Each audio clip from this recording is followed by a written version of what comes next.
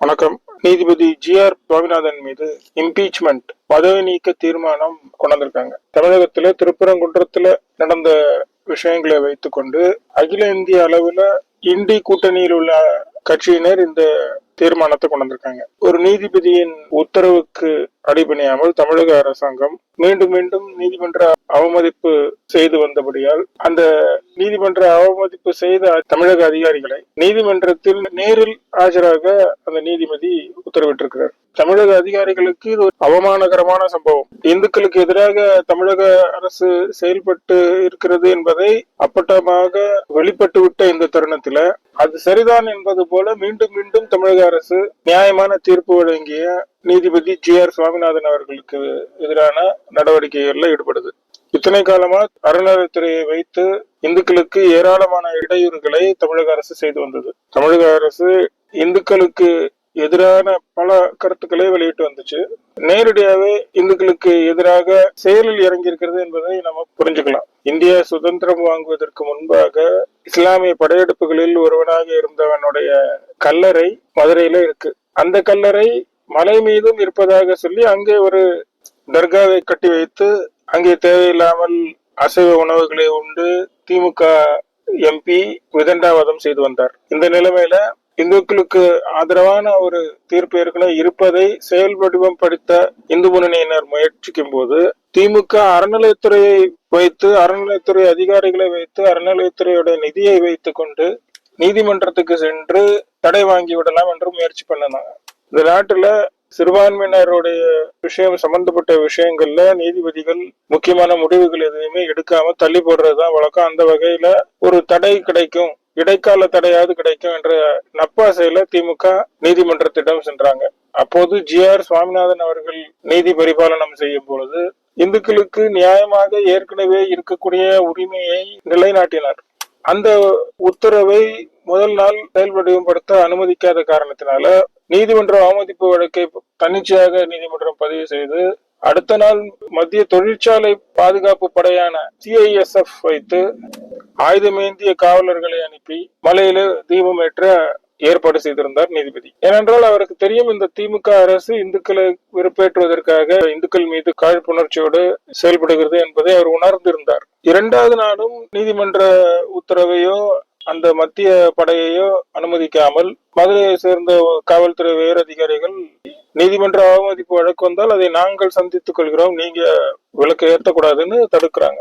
இப்ப நீதிபதி தனக்கு இருக்கிற அதிகாரத்தை பயன்படுத்தி அந்த அதிகாரிகளை நேரடியாக நீதிமன்றத்துல ஆஜராகும்படி சொல்கிறார். மேலும் தமிழக உள்துறை செயலாளரையும் நேரில் ஆஜராக உத்தரவிடுகிறார். ஏனென்றால் சம்பந்தம் இல்லாமல் அன்றைக்கு 144 தடை உத்தரவை எல்லாம் அந்த மாவட்ட கலெக்டர் உத்தரவு போட்டிருந்தார். ஆகவே அந்த மாவட்ட கலெக்டர் நீதிமன்றத்துடைய ஆணையை செயல்வடிவப்படுத்த முடியாமல் தடுத்த அந்த 144 உத்தரவை போட்ட மாவட்ட கலெக்டர், மாவட்ட காவல்துறை உயர் அதிகாரிகள் அனைவரையும் உயர் நீதிமன்றத்துல ஆஜராகும்படி உத்தரவிட்டிருக்கிறார். தமிழகத்தின் உள்துறை செயலாளரையும் நேரில் ஆஜராகும்படி உத்தரவிட்டிருக்கிறார். இது தமிழக அரசாங்கத்திற்கு பெருத்த அவமானமாக போய்விட்டது. தமிழக அதிகாரிகள் தமிழக அரசு தங்களை காப்பாற்றும் என்ற தைரியத்தில் அரசு உயர் நீதிமன்ற உத்தரவுகளை மதிக்காமல் செயல்பட்டாங்க. இப்போ உயர் நீதிமன்றம் நடவடிக்கை எடுக்கும் பொழுது நீங்க சொல்லிதானே செய்தோம், எங்களுக்கு என்ன பாதுகாப்பு இருக்கு, எங்களுடைய பதவிக்கு பாதுகாப்பு இல்லை, எங்களுடைய வேலைக்கு ஆபத்து வந்து விட்டது.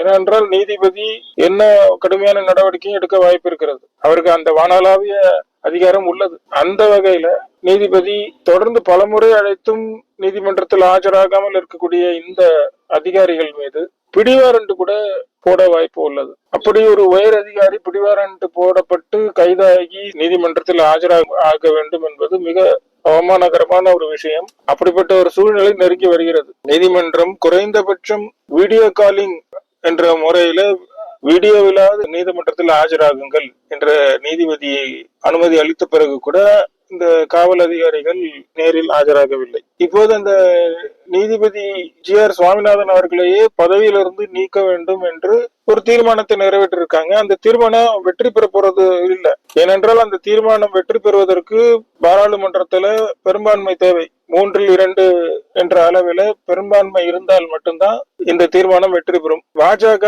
ஆட்சியில் இருக்கிறது.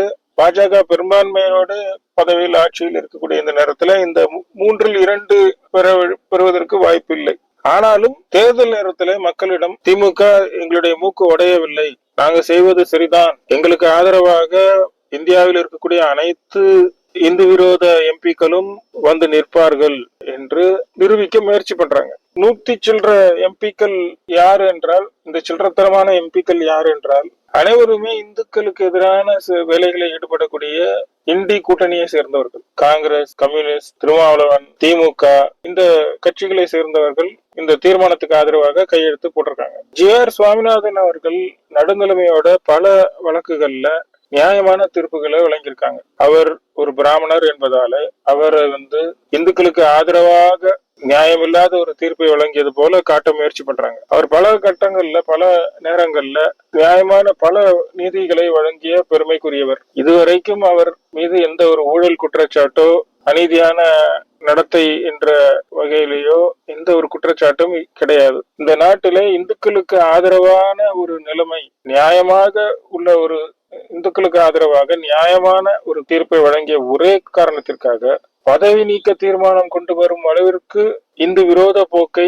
இந்தி கூட்டணிகள் எடுக்கும் என்றால், பகிரங்கமாக இந்துக்களை எதிர்த்து பேசக்கூடிய செயல்படக்கூடிய ஒரு நிலைமைக்கு இந்தி கூட்டணியினர் வந்துவிட்டார்கள். இந்தியாவிலே மதமாற்ற கும்பல்கள் கிறிஸ்தவ மதத்திலிருந்தோ இஸ்லாமிய மதத்திலிருந்தோ செயல்படும் பொழுது அவர்களுக்கு வெளிநாட்டு சக்திகளுடைய ஆதரவு இருக்கும், அவர்களுடைய வெளிநாட்டு நிதிகள் பல கிடைக்கும். அப்படிப்பட்ட சூழ்நிலையில இந்தியாவில இந்துக்களுடைய ஆதிக்கம், இந்துக்கள் நாடு என்ற ஒரு எண்ணம் இந்துக்களிடம் வந்துவிடக் கூடாது என்ற கண்ணோட்டத்துடன் இந்துக்கள் மீது அவதூறுகள் பல பரப்பப்பட்டு வருது. சமூக வலைதளங்கள்ல பல போலி இந்துக்கள், பெயர் மட்டும்தான் இந்துவா இருக்கும், அவர் ஒரு கிறிஸ்தவராகவோ இஸ்லாமியராகவோ வெளிநாட்டில் இருப்பவராக கூட இருக்கிறார். இந்தியாவுக்கும் அவருக்கு சம்பந்தமே இல்லை. இங்க இருக்கக்கூடியவர்கள் கொடுக்கக்கூடிய தகவல்களுக்கு ஏற்ப இந்துக்களுக்கு எதிரான கருத்துக்களை அவங்க சமூக வலைதளங்கள்ல இந்து நேம் பேர்ல வெளியிடுறாங்க. இந்த போலி இந்துக்கள் சமூக வலைதளங்கள்ல இருக்காங்க. அரசியல்ல போலி இந்துக்கள் நிறைய பேர் இருக்காங்க. ராஜா, திருமாவளவன் போன்றவர்கள் இந்துக்களுக்கு எதிராக தான் பேசுவாங்க, இந்து தீவிரவாதம்னு கூட சொல்லுவாங்க. இந்துக்கள் இந்த நாட்டுல இருக்கிறது தீவிரவாதமா, வெடிகுண்டு வைக்கக்கூடிய முஸ்லிம்களை முஸ்லிம் தீவிரவாதிகள்னு ஒரு கட்டத்துல சொல்லிட்டு இருந்தது போக, இப்ப இந்துக்களையே தீவிரவாதிகள் என்று சொல்லக்கூடிய அளவிற்கு இவங்க துணிந்து வந்துட்டாங்க. எதற்காக அப்படி பேசுகிறார்கள், அவர்கள் இந்துக்கள் தானா என்று நாம சந்தேகத்தோட கேட்கிறோம். ஏன்னா ஒரு இந்துவா இருக்கிற வரைக்கும் தான் அந்த எஸ்சி சலுகைகள் கிடைக்கும். இவர்களை இந்து மதத்திலிருந்து நீக்குவதற்கு தகுதியான பல தவறுகளை தொடர்ந்து இந்துக்களுக்கு எதிராக பேசியும் செயல்பட்டும் வர்றாங்க. அதுதான் இந்த போலி இந்துக்களுடைய வேலையா இருக்கு. அவர்களுடைய வாழ்க்கை முறையிலையும் அவங்க வழிபாட்டு முறையிலையும் கூட இந்து மதத்துக்கு எதிரான நடவடிக்கை தான். இந்துவாக அவங்க வாழவே இல்லை. ஆனா போலியா நான் ஒரு இந்து, பிறப்பால ஒரு இந்துவா இருக்கிறதுனால அவங்க நான் இந்து என்று அந்த சலுகைகளை அனுபவித்து வர்றாங்க. இவர்களை இந்து மதத்தை விட்டு நீக்கணும். அதற்கு என்ன வழி? இந்து மதத்துல ஒரு தலைவர் இல்ல, நாம சங்கராச்சாரியரை ஒரு தலைவரா ஏத்துக்கிறதுக்கு விருப்பப்படல, ஜாதிய காரணங்கள் சொல்றாங்க. இப்ப எல்லா ஜாதி சங்கங்களும் ஒருங்கிணைக்கப்பட்டு தேர்தல் முறையில வருஷத்துக்கு ஒரு தலைவரை புதுசா கொண்டு வாங்க. எல்லா ஜாதி சங்கத்துல இருந்தும் ஒருத்தர் ஒரு வருடம் தலைவரா இருக்கலாம். இப்படி நாம ஒத்துமை இல்லாம போய்கிட்டு இருக்கிறதுனால இந்துக்கள் தலைவர்கள் இல்லாம இருக்காங்க. ஒரு தலைவர் இருந்து இந்த போலி இந்துக்களை தட்டி கேட்கக்கூடிய இடத்துல நம்ம இருந்திருந்தா இன்னைக்கு நீதிபதியாக இருக்கக்கூடிய ஒரு நபரை கூட இந்துக்களுக்கு ஆதரவாக செயல்பட்டார் என்பதற்காக இவங்க பதவி நீக்க தீர்மானம் கொண்டு வர்றதுக்கு துணிகிறாங்க. இந்துக்களா இருப்பதற்கு நம்ம அஞ்சு ஒடுங்கி வாழணும் என்ற ஒரு சூழ்நிலைய கொண்டு வராங்க. உலகத்துல எத்தனையோ நாடுகள் இருக்கு, ஆனா இந்துக்களுக்குன்னு இருக்கக்கூடிய ஒரே நாடு இந்தியா. இங்க இந்துக்கள் செல்ல பிள்ளைகளாக இருக்கிறாங்க. இந்த செல்ல பிள்ளைகள் தன்னுடைய தாய்நாடு தனக்கு கொடுத்திருக்கக்கூடிய சுதந்திரத்தை புரிந்து கொள்ள முடியாத ஒரு சூழ்நிலையில இருக்காங்க. தன்னுடைய தாய்நாடும் தாய் மண்ணும் தங்களுக்கு கொடுத்திருக்கக்கூடிய சுதந்திரத்தை புரிந்து கொள்ள முடியாத ஒரு சூழ்நிலையில இருக்காங்க. ஏன்னா இவங்க வெளி உலகத்தை பார்த்தது இல்ல, மற்ற மதங்களுக்கு உள்ள என்ன நடக்குங்கிற விஷயமும் உங்களுக்கு தெரியாது. இந்து மதத்துல இருக்கிற வரைக்கும் தான் உங்களுக்கு சுதந்திரம், உங்க விருப்பம்படி எல்லாம் வாழலாங்கிறத புரிந்து கொள்ள முடியாத ஒரு நிலைமையில இருக்காங்க. ஒரு கிறிஸ்தவன் ஏழையா இருந்தாலும் தசம பாகம் கொடுத்துதான் ஆக வேண்டும். அப்போதுதான் அவனுக்கு கடைசி காலத்துல புதைக்கிறதுக்கு இடம் கூட கிடைக்கும். இதே நிலைமைதான் முஸ்லிம்களுக்கும். இந்த ஒவ்வொரு சர்ச்சுகள்லயும் முஸ்லிம் மசூதிகள்லயும் ஒரு ரெஜிஸ்டர் இருக்கு. அதுல தங்களுடைய பகுதியில இருக்கக்கூடிய இஸ்லாமியர்களை அவங்க குறித்து வைத்திருக்காங்க. அவங்களை தொடர்பு கொள்ள முடியும். அவங்கள்ட்ட இருந்து வருடம் நிதி வாங்க முடியும், அவங்களுடைய வீட்டு நல்லது கெட்டதுக்கு நிதி வசூலிக்க முடியும். இப்படி பல விஷயங்களை செய்யறாங்க. இதன் மூலமா அவங்களுடைய சர்ச்சுகளுக்கும் மசூதிகளுக்கும் நிதி வருது. இந்த நாட்டுல இந்துக்கள் பிரதானமா இருந்து இந்துக்கள் பெரிய பெரிய கோயில்களை கட்டி வச்சிருக்காங்க. அந்த கோயில்கள் எல்லாம் இந்துக்களுடைய கட்டுப்பாட்டுல இல்ல. அந்த கோயில்களுக்கு ஏகப்பட்ட சொத்து இருக்கு, அது இந்துக்களுடைய கட்டுப்பாட்டுல இல்ல. அந்த கோயில் நிலத்தையும் அந்த கோயில் சொத்துக்களையும் கட்டி காப்பாத்தி தருவதற்கு இந்துக்களுடைய ஒற்றுமை இல்லாத ஒரு காரணத்தினால அரசாங்கத்தோட கைக்கு போகுது. அரசாங்கம் இந்துக்களுடைய கோவில் நிலத்தை, கோவில் நிதியை வைத்துக் கொண்டு இந்துக்களுக்கு எதிரான வழக்குகளை தொடுப்பதற்கு, இந்துக்கள் கார்த்திகை தீபம் ஏற்றுவதற்கு தடை கோருவதற்கு உச்சநீதிமன்றம் வரைக்கும் போகுது. இந்துக்களுக்கு ஆதரவான நிலை எடுத்த ஒரு நியாயமான நீதிபதி மீது பதவி நீக்க தீர்மானம் நிறைவேற்றுது. இப்படிப்பட்ட அரசாங்கம் இந்துக்களுடைய கோவில் நிதியை நியாயமா எப்படி செலவு பண்ணும், இந்துக்களுக்காக எப்படி செலவு பண்ணணும்னு எப்படி நம்புறது? பகிரங்கமாகவே இந்துக்களுடைய கோவில் பணத்தை வைத்து கல்லூரிகளை கட்டி அதுல அனைத்து மதத்தினரும் படிக்கக்கூடிய ஏற்பாடுகளை செய்வதாக சொல்றாங்க. வேலூர்ல கிறிஸ்தவ கல்லூரி இருக்கு. சென்னையிலேயே மிக அதிக அளவுல கிறிஸ்தவ கல்லூரிகள் இருக்கு. இன்னைக்கு சென்னையில கல்லூரிகள்னு எடுத்து பாத்தீங்கன்னா முக்கியமான 10 கல்லூரிகள் எடுத்தீங்கன்னா அதுல 5 கல்லூரிகள் 6 கல்லூரிகள் கிறிஸ்தவ கல்லூரிகள். ஜெயின் 2 கல்லூரி வச்சிருக்காங்க, இஸ்லாமியர்கள் 2 கல்லூரி வச்சிருக்காங்க. இந்துக்களுக்கு நேரடியாக இந்துக்களுடைய கல்லூரி என்று சொல்லக்கூடிய அளவுல எந்த ஒரு கல்லூரியும் கிடையாது. தனியார் இந்து கல்லூரி தனியார் கல்லூரியாக செயல்படுது. அவங்களும் நிதிக்காக தான் அந்த கல்லூரியை செயல்படுத்துறாங்க. ஆனா மற்ற கல்லூரிகள்ல அந்தந்த மதத்தினருக்கு முன்னுரிமை கொடுத்து ஆசிரியர்கள் நியமிக்கப்படுறாங்க, பேராசிரியர்கள் நியமிக்கப்படுறாங்க, மாணவர்கள் சேர்த்துக் கொள்ளப்படுறாங்க.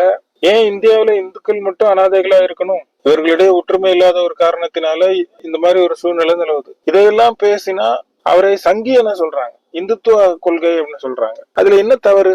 இந்துவா இருப்பதுல என்ன தவறு? நான் உரிமைகளை பத்தி பேசுவதுல என்ன தவறு? இதற்கு கூட உரிமை இல்லைன்னா அப்புறம் இந்த நாட்டு சட்ட திட்டங்கள், கான்ஸ்டிடியூஷன் என்ன சொல்லுது? எனக்கு என்ன உரிமை இருக்கோ, எனக்கு என்ன மதம் பிடித்திருக்கோ அந்த மதத்தை ஃபாலோ பண்றதுக்கு சட்டத்துல இடம் கொடுத்திருக்காங்க. எனக்கு என்ன விருப்பமோ அந்த மாதிரி வாழ்வதற்கு எனக்கு உரிமை கொடுத்திருக்காங்க.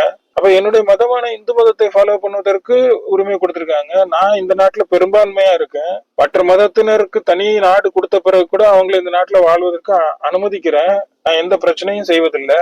இந்து மக்களை ஆக்கிரமித்து கொள்ளையடிக்க வந்த ஒரு கொள்ளைக்கார கூட்டத்தின் தலைவன் மதுரையிலே கொல்லப்பட்டு அவனுக்கு தர்கா வைத்து அவனுடைய தர்கா அருகிலே விளக்கு ஏற்றக்கூடாது என சொன்னா இந்துக்கள் எவ்வளவு தூரம் ஏமாந்தவனா இருக்கான். முதல்ல இங்க ஆக்கிரமிக்க வந்தவன் தானே, அவனுக்கு தானே அங்க வந்து தர்கா வச்சுக்கிட்டு பேசிக்கிட்டு இருக்கீங்க. இந்த நாட்டுல ஏற்கனவே இருக்கக்கூடியவர்களை கொள்ளையடிக்க வந்த ஒரு கொள்ளைக்கார கூட்டத்திற்கு ஆதரவாக எப்படி இவங்க பேச முடியும்? இப்படி இந்த எண்ண ஓட்டத்தை கொண்டு வருவதற்கே ரொம்ப சிரமப்பட வேண்டியதா இருக்கு. இந்துக்கள் நடுநிலைமையோட அனைவருடன் நல்ல பழக்க வழக்கத்துல இருக்கணும்னு நினைக்கிறாங்க. அவங்க யாரு கூட எந்த வம்புக்கும் போக விரும்பல. சம உரிமை கொடுக்கணும்னு நினைக்கிறாங்க, பெண்களுக்கு சம உரிமை கொடுக்கணும்னு நினைக்கிறாங்க. அப்படிப்பட்ட ஒரு சூழ்நிலையில எதற்காக இந்துக்களுக்கு எதிரான ஒரு நிலைப்பாட்டினை இந்த கட்சிகள் எல்லாம் எடுக்குது? இந்த கட்சிகளை இயக்குவது யார்? இந்த கட்சிகள் திமுக, காங்கிரஸ், கம்யூனிஸ்ட், திருமாவளவன், இந்த கட்சிகளை இயக்குவது யார்? இந்துக்களுக்கு எதிராக செயல்படுங்கள் இவங்கள்ட்ட சொன்னது யார்? மதமாற்ற கும்பல் தானே சொல்லியிருக்கணும். அவர்களுடைய சிஸ்டம் இவ்வளவு ஸ்ட்ராங்கா இருக்குது, இந்துக்களை எதிர்த்து போராட வேண்டியிருக்கு ஒரு விளக்கு தீபம் ஏற்றுவதற்கு. நீதிமன்ற ஆணை இருந்த பிறகு கூட அதை ஏற்ற முடியவில்லை. அந்த நீதிபதியவே பதவி நீக்க தீர்மானம் கொண்டு வர்றீங்க. இந்த நாட்டுல இது வரைக்கும் அப்படி எந்த நீதிபதியும் தண்டனை கொடுக்கல. இதுவரைக்கும் நடந்த சம்பவங்கள்ல பாராளுமன்றத்துல விவாதம் வரைக்கும் வந்திருக்கு. தார்மீக ரீதியா அவங்களே விலகிட்டு போயிருக்காங்களே தவிர எந்த ஒரு நடவடிக்கையும் இதுவரைக்கும் எடுத்ததில்ல. இப்ப இன்னைக்கு இருக்கக்கூடிய பாஜக ஆட்சியும் பலமா இருக்கக்கூடிய சூழ்நிலையில எதிரணியா இருக்கக்கூடிய இந்தி கூட்டணியால இந்த தீர்மானத்தை வெற்றி பெற வைக்க முடியாது. ஆனா இந்துக்களுக்கு எதிராக இவ்வளவு துணிச்சலோடு இவர்கள் இந்த தீர்மானத்தை கொண்டு வந்திருப்பது இந்துக்களுக்கு பெரிய தோல்வி. என்ன தைரியம் இருந்தா இவங்க இந்த தீர்மானத்தை கொண்டு வருவாங்க? இவங்களுக்கு எந்த தைரியம்? இந்த தைரியத்தை கொடுத்தது யாரு? ஆட்சியில காங்கிரஸ் கட்சிகள் இல்ல, இந்தி கூட்டணி இல்ல. தமிழகத்துல ஆட்சியின் விளிம்புல இருக்காங்க. தேர்தல் வரப்போகுது. பெரும்பான்மையானவர்கள் இந்துக்களுடைய ஓட்டு வேணும்னா இந்த மாதிரியான இந்து விரோத செயல்கள்ல ஈடுபடக்கூடாதுங்கிறது பட்டவர்த்தனமான உண்மை. அப்ப எந்த தைரியத்துல எதற்காக துணிந்து இந்த வேலைகள்ல ஈடுபடுறாங்க. இந்துக்கள் மன்னித்து அவங்க மறுபடியும் ஓட்டு போட்டுருவாங்கன்னு நினைக்கிறாங்களா? இந்துக்களுக்கு இடையே மறுபடியும் மீண்டும் மீண்டும் ஒரு பொய்யான தகவல்களை சொல்லி அவர்களை குழப்பி நமக்கு தேவையான ஓட்டுகளை பெற்று விடலாம்னு நினைக்கிறாங்களா? ஜி.ஆர். சுவாமிநாதன் அவர்கள் ஒரு பிராமணர், ஆகையால அவர் RSS பின்புலம் உள்ளவர். அவருடைய நீதிமன்ற நீதி பரிபாலனின் மீது எங்களுக்கு நம்பிக்கை இல்லைங்கிற மாதிரி பேசுறாங்க. RSS இயக்கம் என்பது நாட்டுல சுதந்திர காலத்திலிருந்து இருக்கு. இயற்கை சீற்றம்லாம் நடக்கும்போது அவங்களுடைய உதவி எல்லாம் கிடைச்சிருக்கு. அவங்க யாரையும் கொல்லணும் அப்படின்னு சொல்லல, யாரையும் நாட்டை விட்டு விரட்டணும்னு சொல்லல, யாரையும் அழிக்கணும்னு சொல்லல. இந்துக்கள் ஒற்றுமையா இருக்கணும்னு சொல்றாங்க. அதுக்கு மேல அதுல பெரிய தவறு ஏதோ இருக்கிறதா தெரியலையே. இந்துக்களை ஜாதி ரீதியாக பிரித்தாளும் சூழ்ச்சியை இந்த திராவிட கட்சிகள் தொடர்ந்து செஞ்சிட்டு இருக்காங்க. ஜாதி ரீதியான வேட்பாளர் தான் ஒவ்வொரு தொகுதியிலையும் நிறுத்த முடிகிறது. இவங்க ஜாதியை ஒழிக்க போறேன், சமதர்மம் கொடுக்க போறேன் என்ற ரீதியில பேசிட்டு இருக்காங்க. ஆனா ஜாதியை தூக்கி பிடிக்கிறதுல முக்கியமான நபர்களா இந்த திராவிட கட்சிகளும் இந்தி கூட்டணியர்களா சேர்ந்தவர்களா இருக்காங்க. ஜி.ஆர். சுவாமிநாதன் அவர்கள் எடுத்த ஒரு நியாயமான நிலைப்பாட்டினை கூட இவர்களால ஏற்றுக்கொள்ள முடியவில்லை என்றால், வெடிகுண்டு வைத்து தீவிரவாதத்தில் ஈடுபட்டவர்களை சிறைச்சாலைகள்ல இருந்து விரைவாக விடுதலை கொடுத்து வெளியேற்ற வேணும்னு இவங்க பேசுறாங்களே, இதுல என்ன நியாயம் இருக்கு? நீண்ட காலமாக பல வருடங்களாக சிறையில இருக்காங்க மதானி போன்றவர்கள்லாம் அப்படின்னு எல்லாம் பேசுறாங்களே, இதுல என்ன நியாயம் இருக்கு? நீதிமன்றத்தால தண்டனை பெற்று உள்ள போனவங்களுக்கு ஆதரவா பேசுறாங்க. அவங்களும் மனிதத்தன்மை இல்லாம குரூரமான வெடிகுண்டு கொலைகள் எல்லாம் செய்து சிறைக்கு சென்றிருக்காங்க. பட்ட பகல்ல பட்டா கத்தியை வச்சு வெட்டி கொலை செய்து இந்துக்கள் என்ற ஒரே காரணத்துக்காக சிறை சென்றிருக்காங்க. இந்த திருப்பரங்குன்றம் மலையின் மீது விளக்கேற்ற வேண்டும் என்று பேசிய இந்து தலைவர்கள் 2 பேர் இதே போன்று இஸ்லாமியர்களால வெட்டி கொலை செய்யப்பட்டிருக்காங்க. அதையெல்லாம் பற்றி யாராவது பேசுறாங்களா? இதை ஒரு அயோத்தியாக கொண்டு வரக்கூடாதுன்ற ரீதியில மட்டும் பேச தெரியுது. அந்த என்ன தப்பு, அயோத்தி என்ன தப்பு நடந்தது? அயோத்தி என்பது நீதிமன்றத்தால நியாயம் என்று சொல்லப்பட்டு இந்துக்களுக்கு கொடுக்கப்பட்ட ஒரு நீதி. அதே போன்ற ஒரு நீதி பல கோவில்கள்ல தேவைப்படுது. இந்துக்களுடைய கோவில்கள் அழிக்கப்பட்டு அங்க இஸ்லாமியர்களுடைய மசூதிகள் கட்டப்பட்டிருக்கு. இதே மாதிரியான ஒரு சூழ்நிலை வேற ஏதாவது ஒரு நாட்டுல இருந்தது என்றால், அங்க இருக்க பெரும்பான்மை மக்களை எதிர்த்து கொண்டு ஒரு சிறுபான்மையின் மக்களால இப்படியெல்லாம் செயல்பட முடியுமா? இந்துக்கள் எவ்வளவு தூரம் தான் இழிச்சவங்களா இருப்பாங்க. ஆனா இதுக்கெல்லாம் ஆதரவா கட்சி நடத்துறோம்னு சொல்லிட்டு இருக்கக்கூடிய இயக்கங்கள் மக்களிடம் ஓட்டு வாங்குவதற்கு எப்படி வர முடியும்? இதுக்கெல்லாம் ஆதரவு தெரிவிச்சுட்டுன்னு எனக்கு புரியல. திமுக இண்டி கூட்டணி, திமுக மற்றும் இண்டி கூட்டணியை சேர்ந்தவர்கள் வரும் தேர்தல்ல என்ன சொல்லி வாக்கு கேட்பாங்க? என்ன தைரியத்துல வாக்கு கேட்பாங்க? இந்துக்கள் எதிராக செயல்படுவது சரிதான் என சொல்லி ஓட்டுக்கு இந்துக்களிடமே கேட்க போறாங்களா? இந்து விரோத போக்கு நாங்க தொடர்ந்து கடைபிடிக்க போறோம்னு சொல்ல போறாங்களா? இல்ல கடைசி நேரத்துல துர்கா ஸ்டாலின் கோயிலுக்கு போயிட்டு வந்த வீடியோக்களை வெளியிட்டு எதுவுமே நடக்காத போல ஒரு பாவலா செய்வாங்களே, அது போல செய்ய போறாங்களா? இந்த நாட்டுல இந்துவாக இருப்பதற்கும் முஸ்லிமாக இருப்பதற்கும் கிறிஸ்தவராக இருப்பதற்கும் சட்டத்துல அனுமதி கொடுக்கப்பட்டிருக்கு. ஆனா இன்னொரு மதத்தை அவமானப்படுத்துவதற்கோ அவர்களுடைய வழிபாட்டு முறையில தொந்தரவு செய்வதற்கோ சட்டம் இடம் கொடுக்கல. இந்துக்கள் இதுவரைக்கும் அந்த மாதிரி இயற்கையாவே இதையும் செய்யறது இல்ல. தொடர்ந்து இந்துக்கள் மட்டும் தாக்கப்படுறாங்க, அழிக்க முயற்சி பண்ணப்படுறாங்கன்னும் போது அதை கேள்வி கேட்பது என்பது திமுக மற்றும் இந்தி கூட்டணியில் உள்ளவர்களுக்கு எரிச்சலை ஏற்படுத்தும் என்றால், அந்த நிலைப்பாட்டை இந்துக்கள் தமிழர்கள் எடுத்துதான் ஆகணும். இன்னைக்கு ஒரு சட்டம் தெரிந்த சட்டத்தை வழங்கக்கூடிய நீதிபதிக்கே இந்த நிலைமைன்னா சாதாரண மக்களுடைய வாழ்க்கை நிலை என்னவா இருக்க போகுது? இதை பற்றி பேசக்கூடிய மற்ற நபர்கள் யாரா இருந்தாலும், ஒரு யூடியூபரா இருந்தாலும் சரி, சமூக வலைதளங்கள்ல பதிவு போடுறவங்களா இருந்தாலும் சரி, இந்து முன்னணி கட்சிகள்ல முன்களத்துல இருந்து போராடுபவர்களா இருந்தாலும் சரி, திமுகவுடைய நேரடி கோபத்திற்கு ஆளாகத்தான் போறாங்க. காவல்துறையின் அத்துமீறல்களுக்கு ஆளாயிருக்காங்க. சமீபத்துல ஒரு காவல்துறை இந்துக்களுடைய போராட்டத்துல கேக்குறாரு, அதுதான் விளக்கேத்த வக்கு இல்லல அப்படின்னு கேக்குறாரு. எவ்வளவு ஒரு வன்மம் இருந்தா அந்த கேள்வி? சட்டத்துல இடம் இருக்கா அவருக்கு அப்படி பேசுறதுக்கு? இந்து வெறுப்பு தானே அது. அவர் அதிகபட்சம் என்ன பண்ணுவீங்க? ஒரு டிரான்ஸ்பர் கொடுப்பீங்க. இதுக்கு மேல என்ன தண்டனை இது வரைக்கும் காவல்துறை கொடுத்திருக்கீங்க? இந்த அத்துமீறிய தவறுகளுக்கு என்ன தண்டனை கொடுத்திருக்கீங்க? இந்துக்களுக்கு எதிராக பேசினவங்களுக்கு சட்டத்துக்கு உட்பட்டு சட்டத்துல ஏற்கனவே இருக்கக்கூடிய விஷயங்களுக்கு பார்த்து அந்த இடம் ஏற்கனவே வரலாற்று ரீதியாக இந்துக்களுடையதுதான் என்ற உறுதி செய்யப்பட்ட தமிழர்களின் கடவுளாகிய முருகனுடைய முதல் படை வீடா இருக்கக்கூடிய திருப்பரங்குன்றத்துல அந்த குன்றில, ஊர் பேரே திருப்பரங்குன்றம், திருப்பரங்குன்றத்துல இருக்கக்கூடிய அந்த குன்றின் மீது விளக்கேற்ற முடியாத தமிழனும் இந்துக்களும் எதை சாதிக்க போறான் இந்த நாட்டுல? இந்திய இந்துக்களுக்கு சுதந்திரம் கிடைச்சிருச்சா, இல்ல மறுபடியும் ஒரு சுதந்திர போராட்டத்தை ஆரம்பிக்கணுமா? எல்லாருக்கும் தனி நாடு கொடுத்தாச்சு, உங்க நாட்டுக்கு போங்கன்னு பேச ஆரம்பிச்சா நல்லா இருக்குமா? பெரும்பான்மை இந்துக்கள் பெரிய மனதோடு நடந்துகிட்டு இருக்காங்கன்றத மரியாதையா புரிந்து கொண்டால் நன்றாக இருக்கும். இதுல என்னன்னா, நம்ம கேள்விப்படுற வரையில மதுரையில இருக்கக்கூடிய இஸ்லாமியர்கள், அந்த பகுதியில் இருக்கக்கூடிய இஸ்லாமியர்கள் யாருமே அந்த தர்காவுக்கு முக்கியத்துவமே கொடுக்கல. உங்களுடைய நெட்வொர்க், உலகளாவிய நெட்வொர்க் இருக்கு, அந்த நெட்வொர்க் தான் வந்து பேசிட்டு இருக்கு எங்களுக்கு அந்த இடத்துல தர்கா வேணும், எங்களுடைய வழிபாட்டு உரிமைன்னு பேசிட்டு இருக்கு. எதற்காக அந்த வேலையை செய்யறாங்க? எதுக்காக இந்துக்களுக்கும் கிறிஸ்தவ முஸ்லிம்களுக்கும் பிரச்சனையை தூண்டி விடுறாங்க? இவங்களுடைய அரசியல் லாபத்திற்காக எதை வேணா செய்வாங்களா? மக்களுக்கு நல்லது செய்து ஓட்டு பெற்றுட்டு போறதுல யாராவது இருந்தா கேள்வி கேட்க முடியுமா?